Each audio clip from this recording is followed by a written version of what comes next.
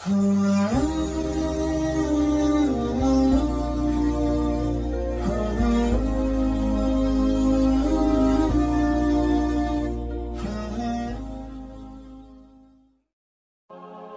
Islamic videos کے لیے ہمارے چینل حقیقت اسلام کو سبسکرائب کریں۔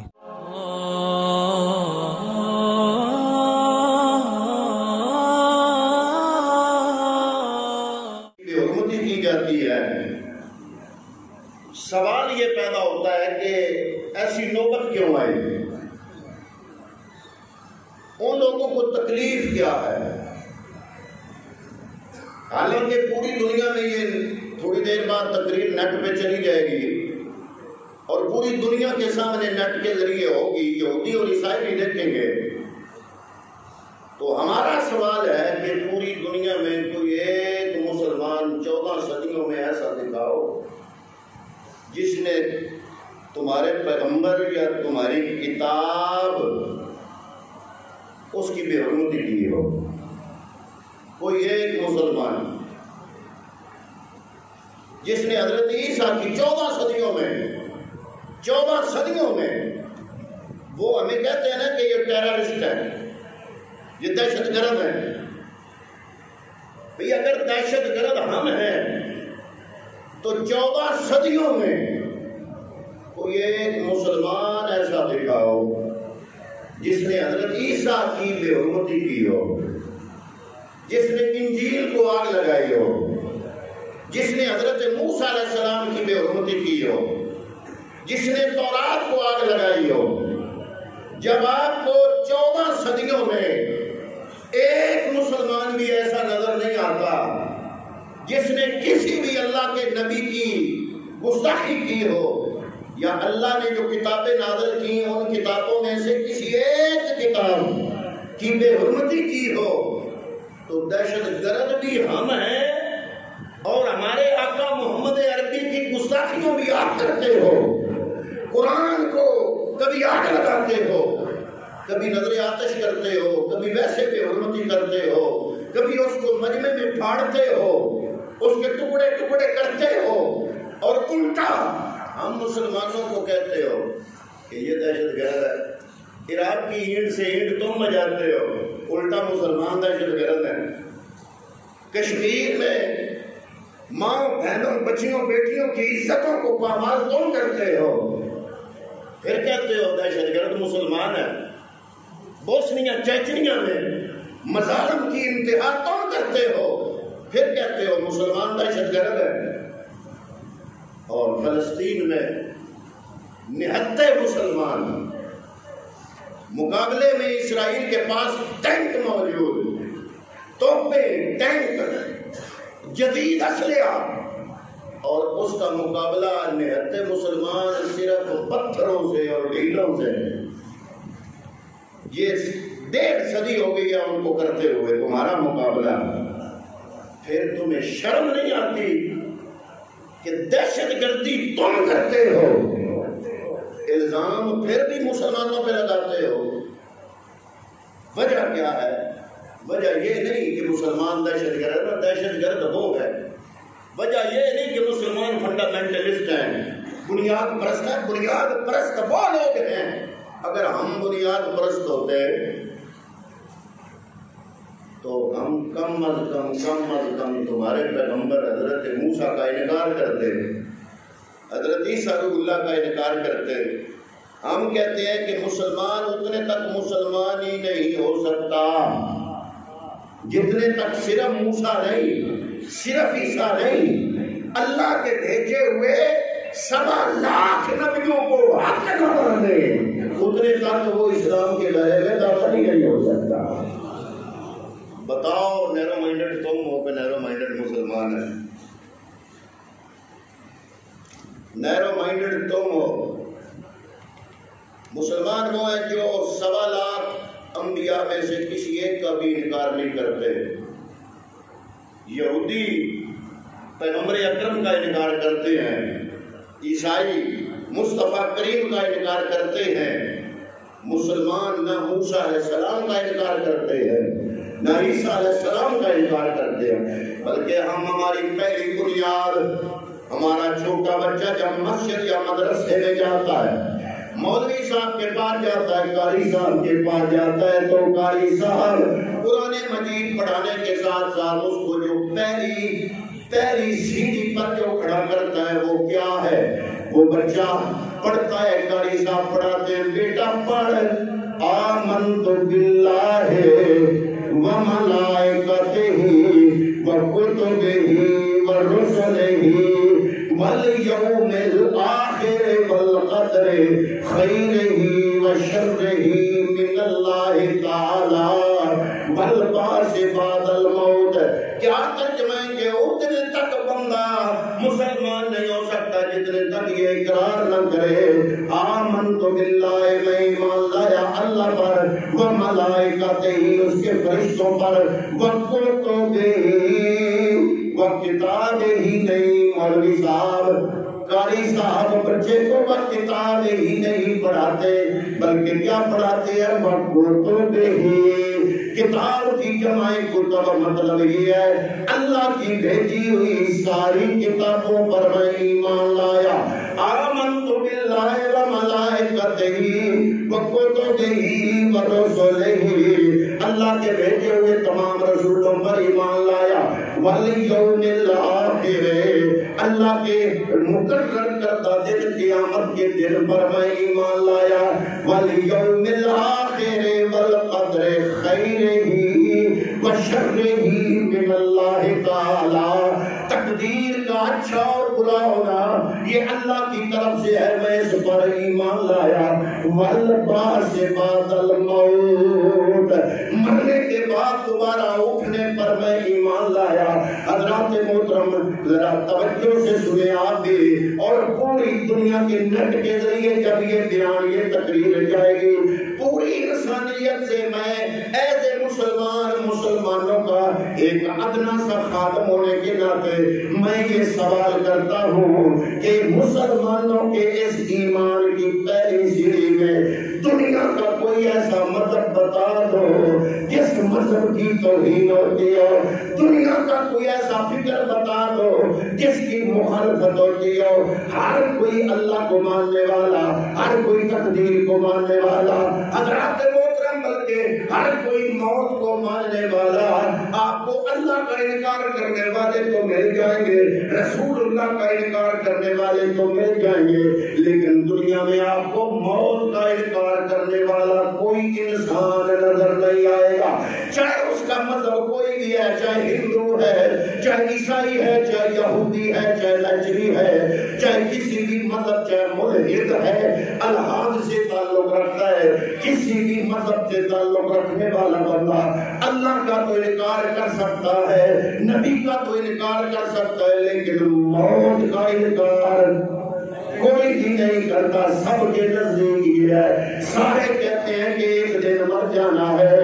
مسلمان وہ ہے کہ جو اپنے ایمان کی صفتوں میں وہ تمام چیزوں کا احاطہ کرتا ہے، اقرار کرتا ہے، جس کو کسی نہ کسی معنی میں، کسی نہ کسی مطلب میں دنیا کا ہر مذہب تسلیم کرتا ہے۔ بتاؤ اس میں کہاں دہشت گردی ہے؟ بتاؤ اس میں کہاں گنڈا گردی ہے؟ بتاؤ اس میں کہاں ٹیررسٹ ہے؟ بتاؤ اس میں کہاں یہ جو تنگ نظری ہے؟ تنگ نظر ہم نہیں، نیرو مائنڈڈ ہم نہیں، بلکہ نیرو مائنڈڈ اینٹی مسلم لوگ ہیں، وہ لوگ ہیں جو اسلام پہ کیچڑ اچھالنے کی کوشش کرتے ہیں۔ ساتھ ساتھ میں یہ بات بتانا چاہتا ہوں، یہ میں بتا رہا تھا کہ وہ یہ کیوں کرتے ہیں۔ پہلی وجہ یہ ہے، میں ادھر ریلی میں بھی میرے ساتھ ہمارے اس علاقے کے سابقہ ایم پی چودھری شفقت محمود محمد صاحب کھڑے تھے، تو میں ان کے کانوں میں کہہ رہا تھا، ایک ہمارے مولانا صاحب خطاب کر رہے تھے کہ یہ کام کرتے ہیں، تو میں ان کو کہہ رہا تھا کہ اس تو گردن میں سی مس ہے کہ وہ ساڑھے تو تکڑے ہیں، کیونکہ وہ معاشی حوالے سے، ہر حوالے سے، دنیا داری کے حوالے سے وہ طاقتور ہیں، اور ان کو پتا ہے کہ ہمارا کچھ نہیں ہونا۔ پہلی وجہ یہ، دوسری سب سے بڑی وجہ حضرات محترمہ یہ عرض کرنا چاہتا ہوں، جتنے مسلمان ہیں دنیا میں، پوری دنیا میں اتنی تعداد میں کوئی اور مذہب ہوتا، کوئی اور مذہب ہوتا، وہ سارے متحد ہوتے۔ ان کو یہ بھی پتا ہے کہ مسلمان متحد نہیں ہے، کیونکہ وہ خدا سے بھی بڑی جس چیز کو بڑا قرار دیتے ہیں وہ دولت۔ اگر ان کی بنائی ہوئی چیز کو ہم مسلمان اس لیے ریجیکٹ کر دیں کہ انہوں نے قرآن کی بے حرمتی کی، شام سے پہلے انہوں نے تمہارے پاؤں پکڑ لینے ہیں، کیونکہ ان کے لیے سب سے بڑا خدا دولت ہے، اکنامک۔ وہ جو کلنٹن پاکستان آیا تھا نا، تو وہ اکنامک کی رٹ لگا رہا تھا۔ بش کے جتنے بیانات آتے ہیں نا، ہمیں ڈراتا مسلمانوں کو، تو اکنامکلی ڈراتا ہے کہ آپ اکنامک میں کمزور ہو، پیسہ نہیں ہے تمہارے پاس۔ وہ غربت سے ڈرتے ہیں، پیسہ سب سے بڑی دولت سمجھتے ہیں۔ اگر مسلمان یکجان ہو جائے کہ سویڈن نے قرآن کی بے حرمتی کی، جو چیزیں سویڈن نے بنائی ہیں ہم نے خریدنی نہیں، مارکیٹ ڈاؤن، ساری چیزیں ان کی واپس۔ خدا کی قسم اٹھا کے کہتا ہوں، جب شام کو ان کی مارکیٹ پیچھے چلی جائے گی نا، خسارے میں جب جائے گی، تو کیا ہوگا؟ وہ آپ کے پاؤں پڑ جائیں گے، پر ان کو پتا ہے کہ تیل بھی کوئی نہیں نہ پیسہ بھی کوئی نہیں نہ اتفاق بھی کوئی نہیں۔ ایک بھیڑ یہ آپس میں اتفاق نہیں کریں گے۔ حالانکہ اگر پوری دنیا میں اس وقت جتنے انسان پوری دنیا میں بستے ہیں، اس کرے پر زمین پر جتنے انسان بس رہے ہیں ان کی تعداد 8 ارب ہے۔ کتنی؟ مسلمان کتنے؟ 2 ارب۔ کوئی مذہب لاکھ، کوئی مذہب کروڑوں میں، کوئی مذہب لاکھوں میں، کوئی مذہب ہزاروں میں۔ اسلام ایسا مذہب ہے جو آج بھی نہ لاکھوں میں نہ کروڑوں میں بلکہ مسلمان اربوں میں ہے، کروڑوں سے بھی اوپر اربوں کی تعداد میں۔ میں کہتا ہوں، میں ایک جملہ بولنے لگا ہوں، کسی کو اگر محسوس ہوا تو میں پہلے معافی مانگتا ہوں۔ یہ کام تب بھی نہ ہوتا جب 57 غیرت کر جاتے۔ 57 بندے پورے عالم اسلام دے 57 بندے 57 بندے غیرت کر جاتے، پھر یہ کام نہ ہوتا۔ آپ سوچ رہے ہوں گے وہ 57 بندے کون ہیں؟ تو میں کہوں گا رب نے تمہیں اتنی کثرت دی، دنیا میں اسلامی ملکوں کی تعداد 57 ہے، باقی چھوڑو، ہر اسلامی ملک کا سربراہ سب سے پہلے مسلمان ہے، پھر کسی حکومت کا حکمران ہے، پھر کسی ملک کا سربراہ ہے، پہلے مسلمان ہے۔ سارے اسلامی ملکوں کا سربراہ، چاہے وہ صدر ہے چاہے وہ وزیر اعظم ہے، اگر وہ غیرت کھا جائے، یہ 57 بندے اس لیے اکٹھے ہو جائیں کہ غیر مسلم اب ہمارے قرآن کو حملہ کر رہا ہے، نشانہ بنا رہا ہے، غیر مسلم اب ہمارے نبی کی گستاخی کر رہا ہے، صرف اپنے دین، صرف اپنے ایمان، صرف اپنے نبی اور صرف اپنی مذہبی کتاب کے لیے یہ 57 بندے اکٹھے ہو جائیں۔ اللہ کی قسم اٹھا کے کہتا ہوں، اسلام سے بڑھ کے پوری دنیا میں اور کوئی طاقت ہی نہ ہو۔ جب غیرت مر جائے، تیسری وجہ غیرت مر گئی، دوسری وجہ اتحاد نہیں، پہلی وجہ ہم کمزور ہیں، اور سب سے مین وجہ غیرت نہیں۔ غیرت والا تو ایک کو ہزاروں کو آگے لگا رہتا ہے، اور ان کو پتا ہے کہ ان کی اپنی صفوں میں ایسے لوگ موجود ہیں جو قرآن یا نبی کی بات آ جائے تو اپنی ذمہ داری نہیں سمجھتے، وہ یہ سمجھتے ہیں کہ مولوی جانے، قرآن جانے، دین جانے۔ یہ 4 ٹوٹو جو نمازی ہے نا، جنہوں نے داڑھی شاڑھی رکھی ہوئی ہے، یہ جانے، قرآن جانے، دین جانے، ایمان جانے، ہماری تو ذمہ داری کوئی نہیں۔ ہم تو یورپ میں جاتے ہیں وہاں یورو کمانے، ڈالر کمانے، ہم تو پاؤنڈ کمانے جاتے ہیں، بس وہ کمائیں اپنے، پہلے ایک کوٹھی یا 2 بنائیں، پہلے چھوٹا مکان ہم محل بنائیں۔ ہماری ساری توجہات اپنے ذات پر ہے، اپنے گھر پر ہے، اپنے دین پر توجہ کوئی نہیں۔ قومی حوالے سے اجتماعی سوچ کا فقدان ہے، یہ چوتھی وجہ، اجتماعی سوچ کوئی نہیں۔ 5ویں وجہ، ہمارا ایسا کوئی لیڈر ہی نہیں جو ہمیں اکٹھا کر سکے۔ اس کی وجہ یہ ہے کہ لیڈروں کی بہتات ہے، یہ والے اس کو نہیں مانتے، وہ والے اس کو نہیں مانتے، اگلے والے اس کو نہیں مانتے، یہ ان کو نہیں مانتے۔ لیڈروں کی بہتات ہونے کی وجہ سے کوئی ایک لیڈر نہیں جس کے پیچھے چلا جائے، تو یہ تو ہیں کمزوریاں ہماری۔ اب آتے ہیں اس طرف کہ ان کو مجبوری کیا ہے قرآن پاک کو نظر آتش کرنے کی، ان کو مجبوری کیا ہے ہمارے آقا نامدار صلی اللہ علیہ وسلم کے گستاخانہ خاکے بنانے کی۔ تو حضرات محترم، میں ریلی میں بھی عرض کر رہا تھا کہ جب سچائی اور صداقت کا جواب نہ ہو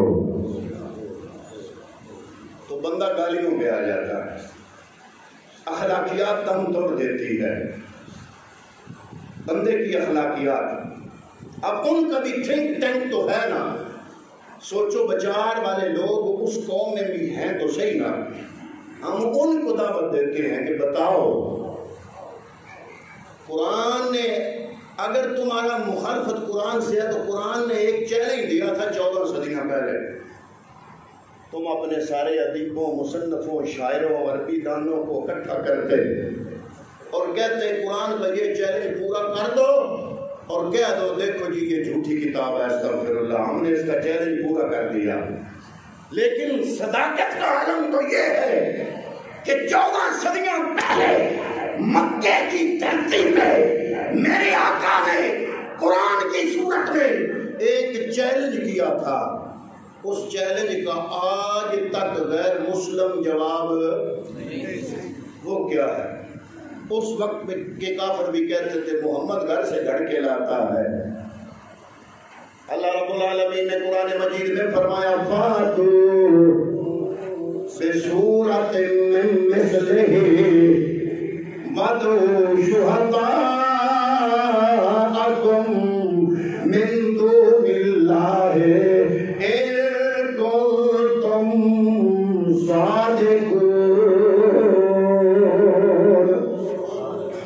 اگر تم سچے ہو تو تم کہتے ہو یہ محمد عربی گھڑ کے لاتا ہے۔ محمد عربی نے تو نہ سکول داخل ہوا، نہ کالج گیا، نہ یونیورسٹی گیا، اس کا تو دنیا میں استاد ہی کوئی نہیں۔ اگر یہ گھڑ کے اتنا اعلیٰ کلام لاتا ہے تو تمہیں چیلنج ہے اس قرآن جیسی ایک صورت لے کے آؤ۔ اب پوری دنیا کے یورپ والے، امریکہ والے، یو کے والے، پورے غیر مسلم، اینٹی مسلم، نان مسلم جتنے بھی مذہب ہیں، ہم مسلمانوں کی طرف سے میں ان کا ادنا سا خادم ہوتے ہوئے یہ چیلنج دوبارہ دہراتا ہوں، اگر تمہارے نزدیک یہ جھوٹی کتاب ہے تو اس کا چیلنج پورا کر کے ثابت کر کے دکھاؤ۔ لیکن آگے قرآن نے کہہ دیا جتنے مرضی ادیب بلا لو، جتنے مرضی شاعر بلا لو، جتنی مرضی ہے تم اپنی صلاحیتوں والے لوگ بلا لو، اکٹھے ہو کے کوشش کر لو، تو کیا ہوگا؟ وَإِن لَّمْ تَفْعَلُوا وَلَن تَفْعَلُوا، تم نہ کر سکے ہو اور قیامت تک نہ کر سکو گے۔ اب آگ لگانا، گستاخیاں کرنا، ادھر ادھر کی باتیں، ان سے تو بہتر یہ نہیں ہے کہ قرآن کا چیلنج پورا کر دیا جائے، اکٹھے ہو جاؤ نا۔ تم میں بڑے بڑے لکھاری، تم میں بڑے بڑے شاعر، تم میں بڑے بڑے عربی جاننے والے، ان کو بٹھاؤ اور ان کو کہو کہ قرآن کا یہ چیلنج پورا کرو، بھئی ایک سورت گھڑو، مسلمانوں کو کہہ دو کہ دیکھو ہم نے چیلنج پورا کر لیا، لیکن قرآن نے کہا فَإِلَّمْ تَفْعَلُوا وَلَمْ تَفْعَلُوا فَاتَّقُوا النَّارَ الَّتِي وَقُودُهَا النَّاسُ وَالْحِجَارَةُ۔ نہ کر سکتے ہو، نہ کر سکو گے، ہمت ہی نہیں ہے تو پھر ڈر جاؤ جہنم کی آگ سے، جس کا ایندھن تم اور پتھر ہو گئے، انسان اور پتھر۔ تو کیا وجہ ہے؟ وہ کیوں یہ حرکت کرتے ہیں؟ اس لیے قرآن کی صداقت کا انکار نہیں کر سکتے۔ قرآن کی صداقت کا انکار، بولیے، قرآن کی صداقت کا انکار۔ اب کچھ جو ہمارے نوجوان ہیں ان کے ذہنوں میں ایک وہم پیدا ہوا اب میرے اس جملے سے کہ نہیں وہ انکار کرتے ہیں صداقت کا، تو میں ان کے اذہان کو متوجہ کرتے ہوئے چند باتیں عرض کرنا چاہتا ہوں۔ پہلی بات، جتنی کتابیں آئیں، جس زبان میں آئیں، وہ ساری زبانیں اب ڈیڈ ہیں۔ جتنی کتابیں جتنی زبانوں میں آئیں، وہ ساری زبانیں اب کیا ہیں؟ ڈیڈ، مر چکی ہیں۔ مثلا انجیل یونانی میں آئی، تورات عبرانی میں آئی۔ عبرانی زبان بولنے والا اس وقت پوری دنیا میں کوئی ملک، کوئی قوم، کوئی قبیلہ، کوئی خاندان نہیں ہے، لیکن قرآن کا یہ سچا معجزہ ہے کہ قرآن جس زبان میں آیا وہ زبان آج بھی ڈٹ نہیں، 14 صدیوں بعد بھی وہ زبان بولی جا رہی ہے۔ دوسری صداقت، جتنی کتابیں آئیں وہ ایک نہ رہی، ایک کتاب نہ رہی۔ اللہ نے تو انجیل ایک ہی نازل کی تھی، عیسائیوں نے ایک رہنے نہیں دی، بلکہ ایک روایت ہے کہ 100 انجیلیں ہیں پوری دنیا میں جو ایک دوسرے سے ملتی نہیں۔ 100 انجیلیں، سارے پوپ اور پادری اکٹھے ہوئے، انہوں نے کہا کہ قوم بڑی پریشان ہے، عیسائی قوم، یہ 100 انجیلیں ہیں، ان کو شارٹ کرو۔ ایک روایت میں یہ آتا ہے کہ انہوں نے 100 کتابیں ایک ٹیبل پہ رکھی ہیں ایک کمرے میں، دنیا کے عیسائیت کے سارے پوپ اور پادری تھے، عوام میں سے کوئی بندہ نہیں تھا۔ انہوں نے زور زور سے میز ہلایا، ساری کتابیں نیچے گر گئی، جو اوپر رہ گئی وہ 4 تھی۔ انہوں نے کہا یہ 4 کتابیں، تو انجیل آئی تو ایک تھی، لیکن عیسائیوں نے ایک رہنے نہیں دی، بلکہ اس کی کم از کم کتنی ہے؟ 4 قسمیں ہیں اس کی، 4 انجیلیں ہیں۔ ان کے نام ہیں متی کی انجیل، مرکز کی انجیل، یوحنا کی انجیل، لوکا کی انجیل۔ یہ 4، ان کے نام الگ الگ رکھے ہوئے انہوں نے۔ کون کون سی انجیلیں؟ ایک متی کی انجیل، ایک مرکز کی انجیل، ایک یوحنا کی انجیل، ایک لوکا کی انجیل۔ تو پوری دنیا میں اگر انجیل کوئی عیسائی ڈھونڈے گا تو 4 قسم کی ملیں گی۔ اسی طرح تورات 4 نہیں، تورات 20 ہے، وہ 4 سے بھی آگے، ان کی بھی ڈھیر قسمیں بن گئی۔ اسی طرح حضرات محترم جو ہندوؤں کی کتاب ہے نا، ویدوں پر مشتمل، اس کی بھی، حالانکہ وہ کوئی آسمانی کتاب نہیں، وہ زمینی کتاب انہوں نے خود بنائی ہے، تو اس کی بھی 4 قسمیں ہیں، 4 کتابیں مذہبی ہندوؤں کی، ایک کتاب نہیں ہے، وہ بھی 4 ہیں، ان کے نام ہیں الگ الگ۔ ایک ہے رگ وید، ایک ہے رام وید، ایک ہے یجر وید، ایک ہے اتھر وید۔ یہ 4 کتابیں ویدوں کی، ہندوؤں کی ہیں۔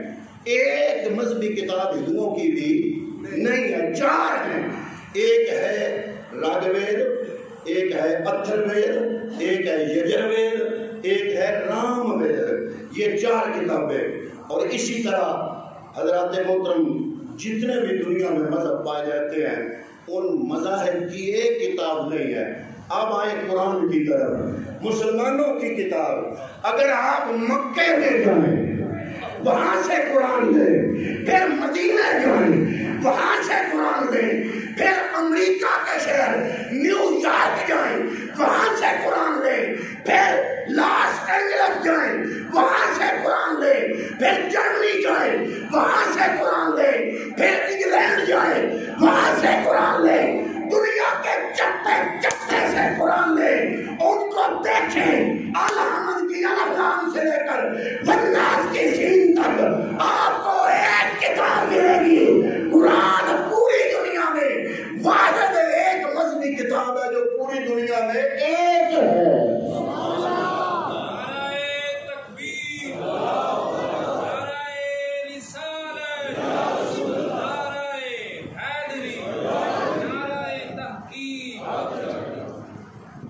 جن جن زبانوں میں کتابیں ہیں وہ زبانیں ڈیک، یہ وید جو ہے نا وید، یہ سنسکرت میں ہے، سنسکرت اب نہیں بولی جاتی،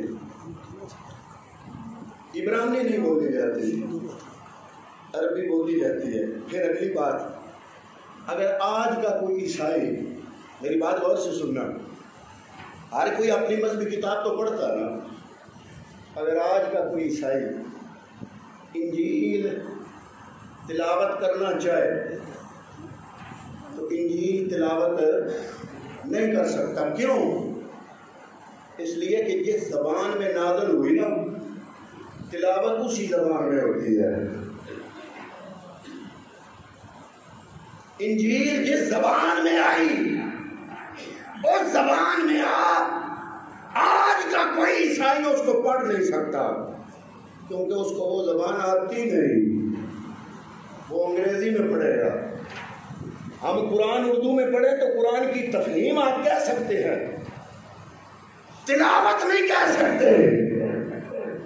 کتابیں رب کی جتنی آئی کسی کی تلاوت آج ممکن نہیں، قرآن کی تلاوت ممکن ہے۔ کیوں؟ اس لیے کہ ہمارا 80 سالہ بوڑھا ہو یا 6 سالہ بچہ ہو، 6 سالہ بچے کو مادری زبان تو اگر نہ آئے تو نہ ہی آئے، لیکن جب قرآن پڑھے گا قرآن میں بھر کر پڑھے گا۔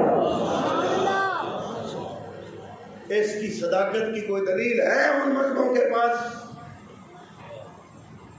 وہ گھبرتے ہیں، گھبرا کے پھر جلاتے ہیں۔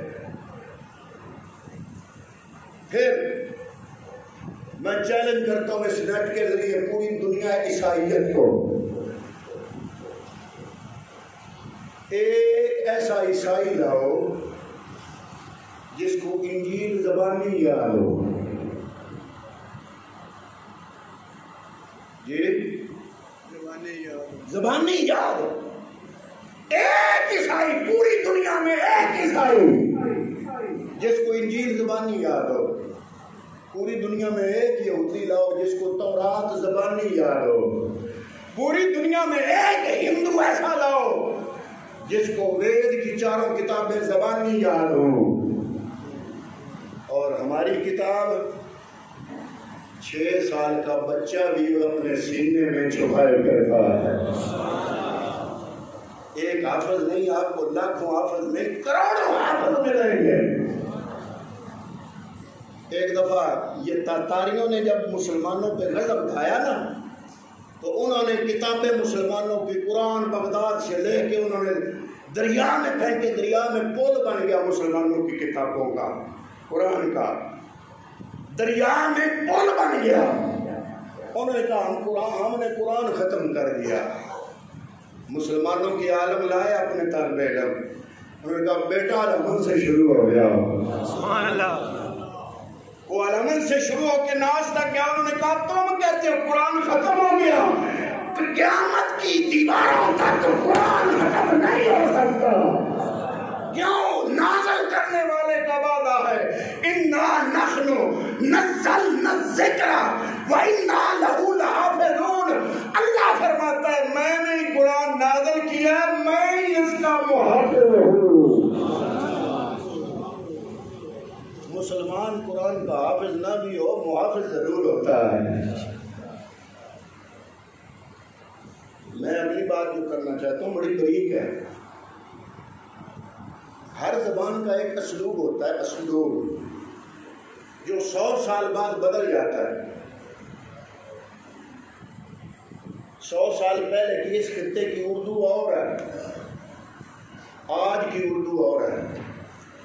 100 سال پہلے امام احمد رضا خان بریلوی نے قرآن کا اردو ترجمہ کیا، کنز الایمان، وہ بھی ٹھیک ہے، لیکن آج کل کا بچہ پرائمری یا میٹرک کا، اس کو کہو کہ کنز الایمان پڑھو تو کئی جملے نہیں سمجھ سکے گا۔ کیوں؟ اس لیے ان جملوں کا تعلق 100 سال پہلے والی اردو سے ہے۔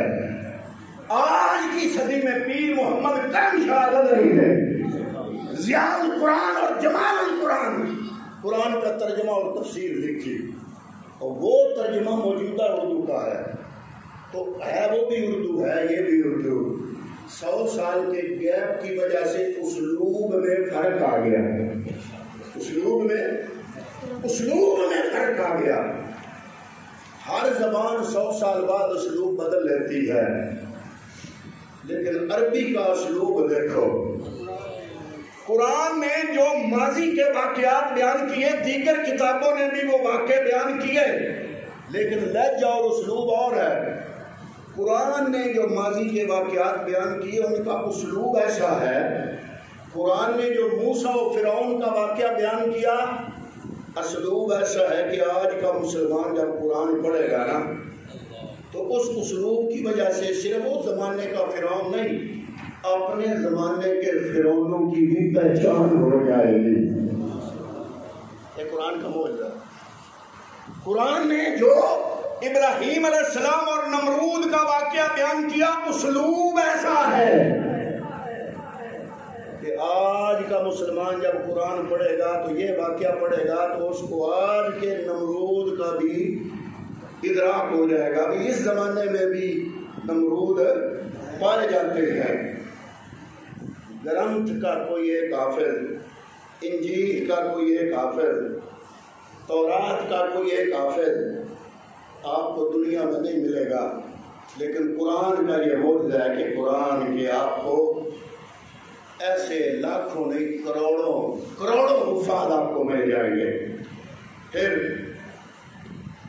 جتنی کتابیں آئی، میں اگلی بات سمجھدار لوگ جو سکالر ٹائپ اور پڑھے لکھے لوگ بیٹھے ہیں ان کے لیے کہہ رہا ہوں، یہ اگلی بات، دنیا میں جتنی کتابیں آئیں ان کتابوں میں جو لکھا تھا، ان کتابوں کی عملی تفسیر اور عملی تصویر کسی نبی نے معاشرتی صورت میں نہیں دیکھی۔ میں بات دوبارہ دہراؤں کیونکہ بات تھوڑی سی گہری ہے۔ جتنی کتابیں آئیں، کتابوں میں جو لفظ تھے، جو حکم تھے، وہ تو تھے لفظوں میں، ان کی عملی تفسیر معاشرے میں عمل کی صورت میں ان پیغمبروں نے نہیں دیکھی۔ لیکن جب قرآن آیا اور آیت آئی الیوم اکملت لکم دینکم واتممت علیکم نعمتی ورضیت لکم الاسلام دینا، اے محبوب آج میں نے تم پر دین مکمل کر دیا۔ حضور جب آخری مرض میں بیمار ہوئے، وفات سے ایک دن پہلے حکم دیا کہ مرو ابا بکر فلیصلی بالناس، ابو بکر کو حکم کرو لوگوں کو نماز پڑھائے۔ حضور جہاں اب گنبد خضرا ہے نا، یہ اماں عائشہ صدیقہ کا حجرہ تھا۔ کس کا؟ اماں عائشہ صدیقہ کا حجرہ۔ اور اللہ کا نبی جہاں پر وصال کر جاتا ہے دفن بھی وہاں ہوتا ہے، اس لیے موجودہ گنبد خضرا اماں عائشہ صدیقہ کا حجرہ ہے۔ حضور وہاں تشریف فرما، دل میں خیال آیا کہ میں نے حکم دیا ابو بکر کو نماز پڑھائے، تو کیوں نہ میں جاتے جاتے دنیا سے ذرا دروازے کا پردہ ہٹا کے امت کا نقشہ دیکھ لوں۔ حضرات محترم، میں جب اس طرف غور کرتا ہوں آنکھوں میں آنسو آتے ہیں، کملی والے جب اپنی چارپائی سے اٹھے پردہ ہٹایا اور صفوں در صفے صفے در صفے صحابہ اکرام رضوان اللہ تعالیٰ علیہ مجمعین کو دیکھا تو میرے نبی کے دماغ میں حضور نبی کریم کے تخیل میں وہ طائف کے پتھر ضرور آئے ہوں گے. مکہ کی گلیوں میں جب بلال کو گھسیٹا جاتا تھا وہ منظر ضرور یاد آیا ہوگا. حضرت عمار بن یاسر کے والد اور بی بی سمیہ کو جس بے دردی کی وجہ سے شہید کر دیا گیا, اسلام کی خاطر جس بے دردی سے شہید کیا گیا, وہ منظر میرے نبی کے دماغ میں ضرور پھر گیا ہوگا. جب پردہ ہٹایا تو دیکھا کہ وہ اسلام جو پہلے چند نفوس قدسیات پر مشتمل تھا, جو اسلام قبول کرتا مارے کھاتا, پھر جس دین کے لیے وطن چھوڑنا پڑا, مکہ چھوڑ کے مدینے آ گئے, لیکن 23 سال کی محنت سے یہ ثمر سامنے آیا. جو صفوں کی صفیں صحابہ پر نظر پڑی, میرے نبی کے چہرے پہ مسکراہٹ آ گئی. یا اللہ, تیرے دین کے لیے جو پتھر محمد نے کھائے تھے, آج قرآن عملی صورت میں ان صفوں کی صفوں صحابہ میں وہ نظر آ رہا ہے. نعرہ تکبیر, نعرہ رسالت, نعرہ تحقیق, نعرہ حیدری, عظمت قرآن. قرآن کے اوامر و نواہی, صحابہ سے غلطیاں اس لیے سرزد ہوئی کہ وہ غلطیاں کریں اور قرآن کی سزائیں پیغمبر کی زندگی میں ان پر لاگو ہوں. عملی طور پر حضور نے زنا کی سزا عملی طور پر دی اپنے لوگوں میں سے جن سے ارتکاب ہوا. چوری کی سزا دی, اوامر بھی پورے ہوئے, نواہی بھی پورے ہوئے. عیسیٰ روح اللہ نے اپنی انجیل عملی صورت میں نافذ ہوتے نہیں دیکھی. موسیٰ کلیم اللہ نے اپنی تورات عملی صورت میں نافذ ہوتے نہیں دیکھی. محمد عربی نے اپنی کتاب قرآن عملی صورت میں نافذ کر کے خود اپنی آنکھوں سے عملی تصویر دیکھ کے گئے. یہ بھی ایک انفرادیت ہے جو ان لوگوں کو ہضم نہیں ہوتی. تو حضرات محترم, یہ چیزیں ہیں جن کی وجہ سے ان کو قرآن کی صداقت جب نظر آتی ہے تو گھبرا کے جلاتے ہیں, نظر آتش کرتے ہیں, کبھی پھاڑتے ہیں, کبھی خاکے بناتے ہیں, بے حرمتیاں کرتے ہیں. وگرنہ آپ جانتے ہیں کہ سمجھدار بندہ جانتا ہے کہ جب دلیل ختم ہو جائے تو پھر گالی کی ابتدا ہوتی ہے. جب ان کے پاس سچائی کی صداقت کی دلیل ہی کوئی ہے, اب ہمیں کیا کرنا چاہیے؟ میں ریلی میں بھی عرض کر رہا تھا, چلو وہ تو دشمن ہے, انہوں نے تو اپنا کام کرنا ہے, ہم نے اس قرآن سے کیا سلوک کیا؟